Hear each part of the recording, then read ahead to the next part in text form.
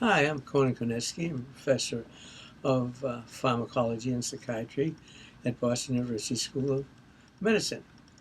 Now, how did I get involved in drug addiction research?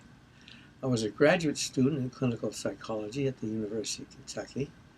And how did I get to Kentucky as an undergraduate major in psychology at the University of Maine?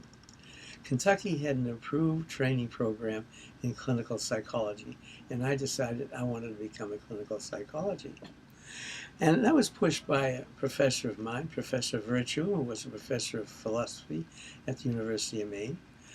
And he had been a professor at Kentucky at one time, and he wrote a strong recommendation for me for admission to the UK graduate program. It was strong enough to get me in.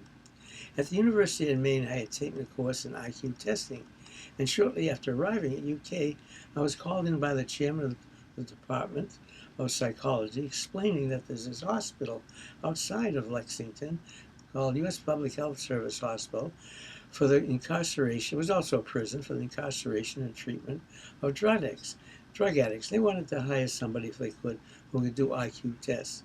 And I said, I would be interested in doing that.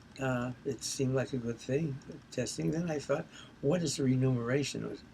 Uh, it was not too bad. It was not too bad because I already had GI Bill. There was boardroom and laundry, so I would live out there, which in a way was a great experience for me because I actually lived with the drug addicts. I would, but I found that I would spend time with the research department. I would hang out at night because I'd finish my studying, and I would spend time in the research department. There, I also met Nathan Eddy, who would come with his bag of drugs to try in the addicts, and he would explain to me what was going on. So living at the hospital was great. One day, Harris Isbell, who was director of research, said, we're starting a study in chronic barbiturate intoxication, and we don't have a psychologist on it. Would you like to participate? And I said, of course, that sounds great. And that was my first two publications. One is co-author, and one was a study of just me alone, was the author on barbiturates. During this period, Wickler, who had been on sabbatical, returned, and my first encounter with Abe was not the greatest.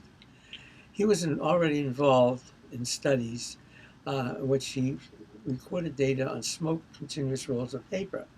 And I had been on vacation, and he had returned, and he'd already started these experiments.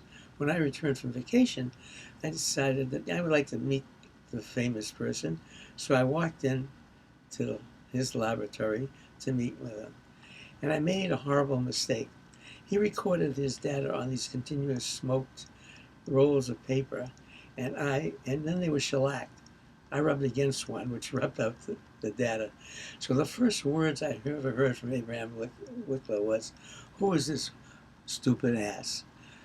That was not a good first meeting, but we became actually great friends and got along great and published together a number of times.